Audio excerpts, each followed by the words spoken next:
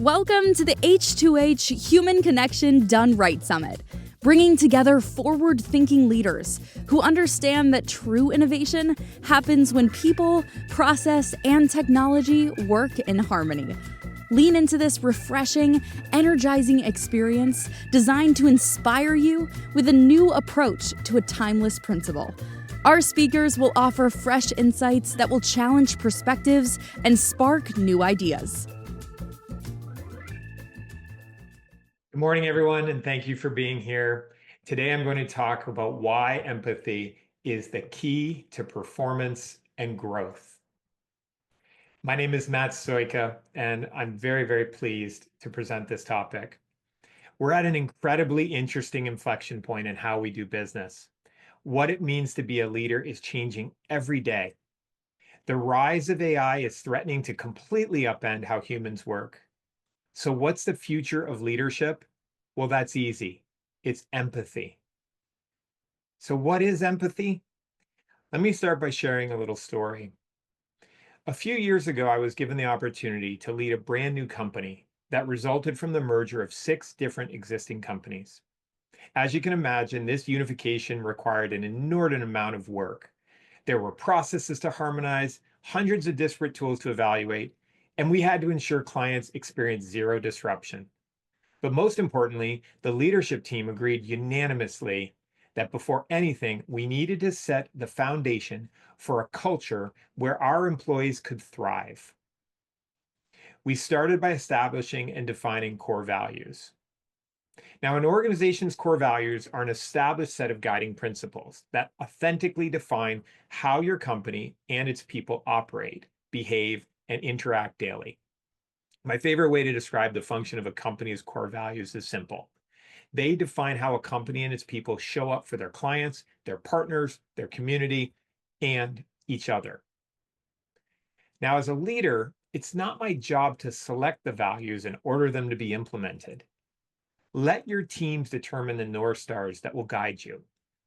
However, it was my job and is my job as a leader to uphold and live these pillars. Simply establishing or defining a set of core values is the first step.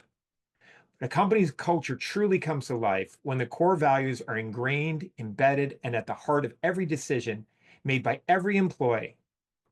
Now, as I mentioned, this particular company was the unification of 6 companies, each with its principles and value systems. How do we capture the essence of these 6 legacy companies and distill it into who we wanted to become? We asked our employees. We looked at each of the different legacy companies to evaluate each company's values, understand their priorities, and determine where there was alignment and commonality. As we examined each company's culture and differentiating features, our core values almost came to life on their own. We landed on 5 defining values and wove them into the fabric of our company. They were a part of everyday nomenclature. We formulated our recognition program around them and even based our flagship company award on how an individual lives these core values. We recognized the values driving the results. Interestingly, there was one particular core value that employees rallied around and quickly became embedded throughout all levers and departments of the organization. That particular value, you guessed it, empathy. Empathy is the ability to understand someone at a deep level and share their feelings. It's about putting yourself in someone else's position, recognizing their emotions, and responding in a way that fosters trust in communication. Empathy is not compassion and it's not sympathy. It doesn't mean just being nice or agreeable. It's not about avoiding hard conversation, and it's not about letting emotions override strategic decision making. Empathy is a key leadership skill that, when applied, will allow you to better understand, motivate, collaborate, teach, and lead others. When applied in practice, empathy will be your superpower. That leads to personal and professional growth.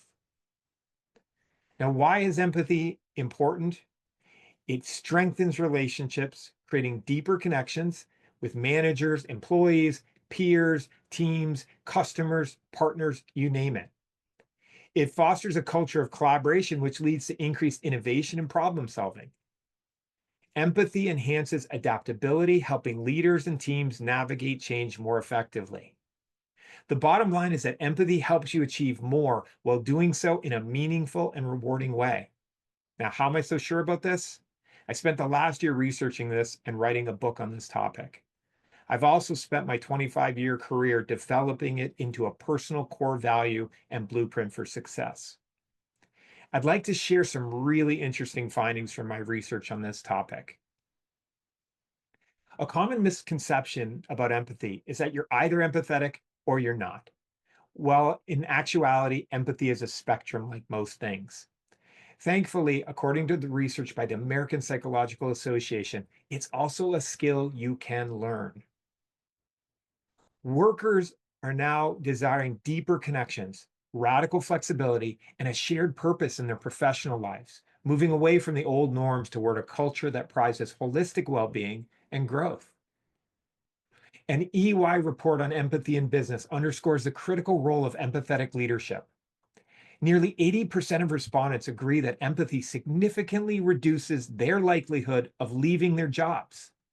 Moreover, the report highlights that empathetic leadership enhances efficiency, creativity, and innovation, with a notable 87% of employees believing that empathy contributes to better leadership and performance.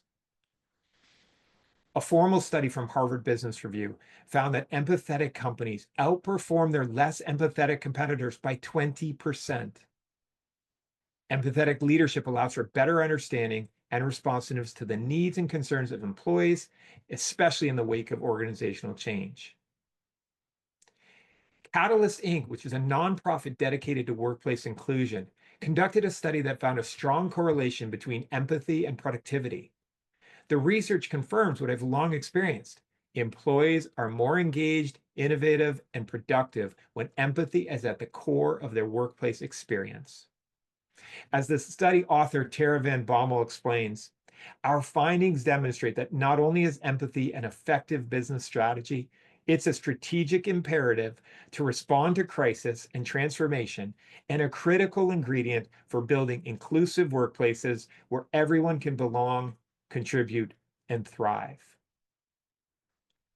Okay, so when it comes to sales and marketing, the question is, how can empathy help? Well, I think we can all agree that being in marketing and sales is hard. Sales is no longer just about persuasion. It's about caring about your prospect or customer's problems more than they do. Empathetic sellers listen carefully and deeply, identify unspoken concerns and objections, and tailor solutions that they believe will exceed their customers' expectations.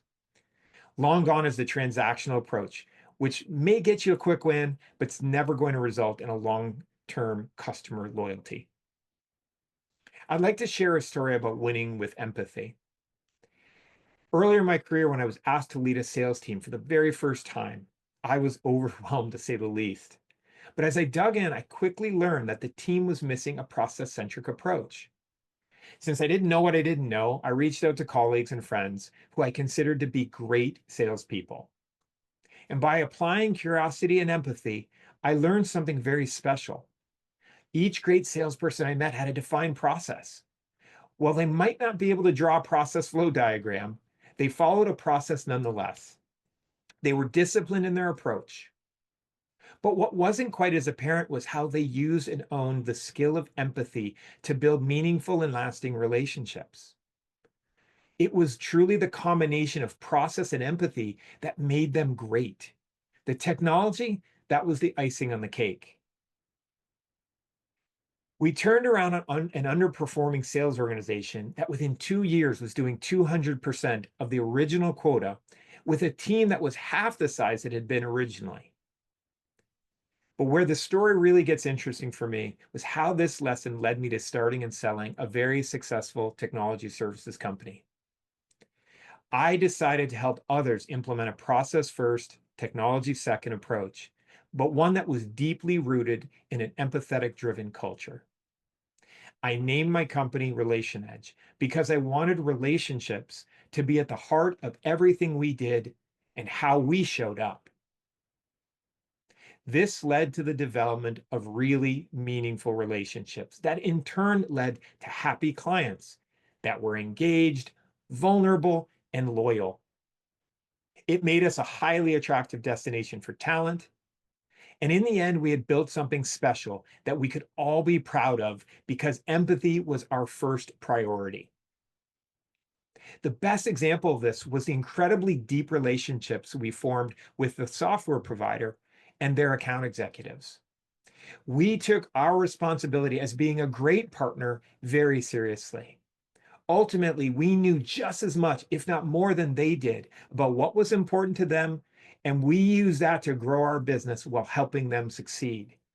We understood their goals, metrics, and positioning. We figured out where they struggled and why, and we responded by helping them win. And in turn, we won a lot. Yes, the technology we deployed was world class, but the real story was the culture of empathy.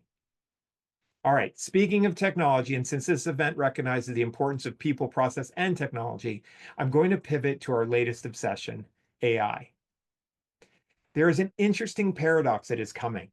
With the rise of AI, the need for human connection is increasing. Well, AI is going to dramatically change how we work, what work we do, and how effective we become. It's my opinion that AI is not going to replace leaders, but rather it will change how leaders lead. And make no mistake, AI is going to disrupt how we work. It's reminiscent of the launch of the internet, mobile devices, and cloud computing all combined. Employees must shift from being employees to being the CEOs of their responsibilities, owning their work and using AI as an enabler. Think of it as surrounding yourself with incredible mentors and experts that have limitless availability. The skill of leadership will be in greater and greater demand, which means employing empathy as part of your skill set isn't just important, it's required. Now, ironically enough, interacting with AI requires a deep sense of self, or as I like to say, self-empathy. To utilize the tools that exist today and to train them to be more and more helpful, you must have a deep understanding of what you want to accomplish using AI. Without it, you won't see the benefits. I've been working with several experts in AI the past year, and what I can share with you is that the results that AI can provide are only as good as your curiosity. And the good news is that by being curious, you are being empathetic. So when you decide to use AI, the query is what is so important. Taking the time to think and reflect on what a client's needs are is the key. This reflection and curiosity form the basis of empathy. I had a good reminder of this lesson recently. I was asked by a potential client to provide an advisory services proposal specific to their industry and business. I'd scheduled time to work on the proposal, 3 hours to be exact. I wanted the proposal to be perfect. What was interesting was how I applied empathy leading up to sitting down to draft the document. I was constantly thinking about what my prospective client is going through, what they're experiencing, what they aspire to be, and ultimately how I could lend my experience to them. By the time I sat down to write, I pretty much knew how I wanted it to turn out. So when I sat down, I decided to see if AI could help me get my thoughts down. And instead of writing the proposal, I spent the first 15 minutes collecting my thoughts and preparing a very detailed query for the AI agent to respond to. I must have rewritten it 5 times. The result, a completely formatted document that was 98% exactly what I wanted, produced in seconds. And with a few quick edits, I was able to complete the proposal in total time 30 minutes instead of the 3 hours I had planned for. This is one of the countless examples of how AI will make each of us more effective, but without a deep understanding of what we strive to achieve, it won't matter. To close on AI, as technology handles more and more, human connection will matter even more because relationships, trust, and deep understanding can't be automated. All right, so let's pivot now to a question I hear a lot. If empathy is so easy, why isn't everyone doing it? Throughout my career, I've identified several attitudes, behaviors, organizational cultures, and even societal norms that hinder empathetic leadership. I've observed countless bad leaders and hundreds of ineffective ones. As a lifelong learner and observer, I saw the same qualities underlying different workplace issues and challenges. As part of the research, we identified 6 characteristics that inhibited or prevented people from being empathetic. We named these the enemies of empathy. And the research and my own personal experience shows that companies that allow these enemies to exist experience poor performance, missed goals, high attrition, and a very, very weak culture. The important thing to remember is that these qualities are only detrimental to a workplace if left unchecked. As a leader, you want to unlock the full potential of your teams. These enemies limit your performance. By combating them, you can transform your organization into one that is more resilient, innovative, and prepared for the challenges of a complex business environment. The enemies we identified are ego, ambition, intolerance, the know-it-all, entitlement, and apathy. Today, we're only going to touch on one, ambition. Listen, I'm ambitious. Most people close to me can attest to this being one of my greatest strengths. It's led me to pursue and achieve great accomplishments and push myself beyond any perceived limitations. I've started and sold companies and achieved what is perceived to be success. Ambition is the desire and motivation to continuously achieve increasingly difficult goals. It can be the spark inside you that compels you, excuse me, to try your best at everything you do. So why, you may be asking, is ambition in the context of being an enemy of empathy? Because it is also perhaps one of my worst qualities and has caused detrimental effects on my physical and mental health and relationships. Ambition is a unique enemy of empathy in that it rears its ugly head in many ways, creating many downstream effects. Examples of ambition look different for each person, as everyone's markers for daunting yet fulfilling is unique.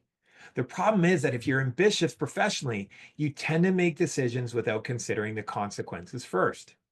As a result, you can get stuck dealing with those ramifications, which can create many problems. And I know this from experience. After selling my last company, I dove straight into a leadership role at the acquiring company, which ended amid the pandemic, which, needless to say, was an extremely stressful and trying time for everyone. Instead of taking a much needed break to spend time with my family and recharge, I did the exact opposite and took a CEO role that required the entirety of my attention for the next 3 years. Without going into too much detail, this decision affected my health, both physically and mentally, and my relationships. A good friend recently asked me why I would do that when I could just lay by the pool all day and enjoy the fruits of my labor. Why would I turn down the chance to recharge and focus on my family, an opportunity that most people never get to have, and instead choose another 24/7 by 365 role? My ambition was showing up. I wanted to prove to myself and the world that my previous successes weren't flukes. I wanted to show that I could turn nothing into something incredible, not once, but twice. Reflecting on this now, I can see in myself what others easily recognize, but at the time, I only began to suffer from the impact. Ambition appears for me through the excess need to achieve, but there are many other warning signs that may manifest when a leader's ambition has reached damaging levels. Many leaders and sales professionals fall into the trap of ambition without awareness, pushing forward without listening, misreading signals, and ultimately hurting their own success. The sole focus is on winning or closing the deal or making quota or going to President's Club. The Center for Creative Leadership has found that leaders who don't handle their ambition properly can damage their careers and undercut organizational success. Excessive ambition is linked to showing poor follow through and making poor strategic decisions, having difficult interpersonal relationships, and losing the trust of others. Earlier in my presentation, I emphasized the need to care about the client's problems more than they do. And what I meant by that is apply empathy, fight back ambition, and ultimately create meaningful, lasting, and productive relationships with your customers. Sellers need to shift their mindset from trying to control everything to being strategists, catalysts, and advisors, knowing when to lead, when to pass, and when to step back. Ambition without empathy is an enemy of your success. What we need is a shift in leadership with empathy as a differentiator. The best leaders and sellers in the future will be those who balance ambition with empathy. To do this, consider employing curiosity. Having a genuine interest leads to unique solutions. Employ active listening, recognizing signals and adjusting accordingly. Have a relationship-first mindset, trust before transaction, and strategic facilitation. Being the point guard, not just the quarterback, and knowing when to guide versus when to let the team shine. Ambition with empathy helps you achieve your goals in the right way for the right reasons. Preparing to release a book has been a fascinating and humbling learning experience for me, and I'd like to share the key takeaways here as we wrap up. First, empathy is no longer a nice-to-have leadership quality. It is a strategic imperative.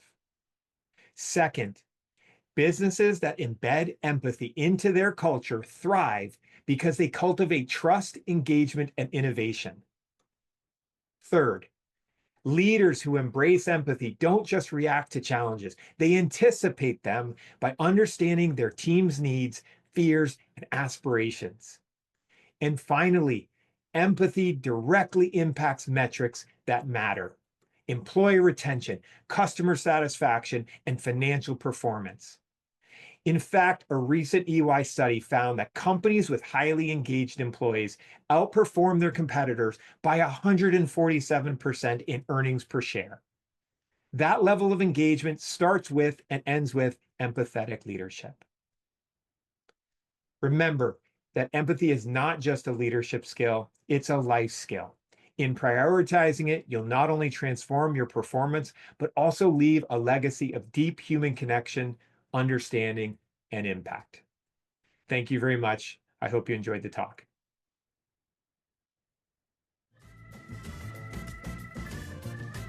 Thank you for joining us in today's forward-thinking session of Human Connection Done Right. As we transition to our next expert speaker, remember that together we are redefining the future. To stay engaged and informed, visit revenue-bydesign.com, where together we will be deliberate, be intentional, and be successful.